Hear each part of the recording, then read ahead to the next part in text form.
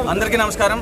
ఏదైతే గత 10 రోజులుగా మరి మా పార్టీ అధ్యక్షులు మాజీ ముఖ్యమంత్రి వారు 2 తెలుగు రాష్ట్రాల్లో కూడా అత్యధిక ప్రజాదరణ కలిగిన నాయకుడు వైఎస్ జగన్మోహన్ రెడ్డి గారి ఆదేశాల మేరకు మరి డిఎస్సి పైన జరిగిన అవకతవకల పైన మేమందరమే కూడా రిలే నిరాదీక్షలు చేస్తూ పలు నిరసన కార్యక్రమాలు చేసింది మీ అందరికీ తెలిసిందే.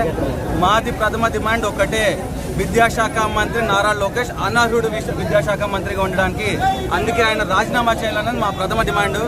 ఎందుకంటే ప్రతి ఒక్క డిఎస్సి పరీక్షలు ఒక్కటి మాత్రమే ఇది అవకతవకలు జరిగాయి కదా అని మేమేమీ రాజీనామా చేసేయమంటలేదు. ఆయన యోగాలం పాదయాత్రలో నిరుద్యోగాభివృద్ధి ఇస్తాను, ప్రతి నిరుద్యోగికి 3,000 ఇస్తా అన్నాడు, అక్కడ ఫెయిల్ అయ్యాడు. నాడు నేడు చెప్పిన మరి జగన్మోహన్ రెడ్డి గారు స్కూల్స్ అన్ని రిపేర్ చేసి మంచి పొజిషన్లో తీసుకొస్తే 40 లక్షలు ఉండాల్సిన స్టూడెంట్స్ ఇప్పుడు 35 లక్షల మందికి దిగారంటే అది కేవలం విద్యాశాఖ మంత్రి పూర్తి బాధ్యత వహించాలని చెప్పి ఈ సందర్భంగా చెప్తూ, అంతేకాకుండా మరి ఏదైతే తల్లికి వందనం అనే పథకం ఏదైతే ఇస్తున్నారో, మొదటి సంవత్సరం అయితే తల్లికి వందనం ఏమి ఇచ్చిందే లేదు.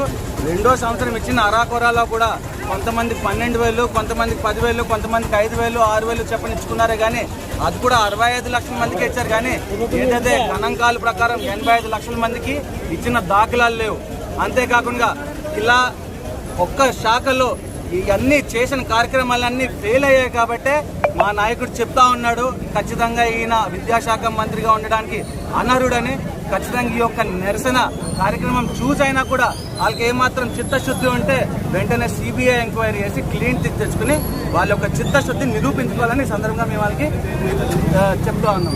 లేని పక్షంలో కేంద్ర విద్యాశాఖ మంత్రి ఏ రకంగా అయితే రాజీనామా చేశారో మీరు కూడా అలాగే చేయండి. ఏమాత్రం నామోషికి అవ్వకండి.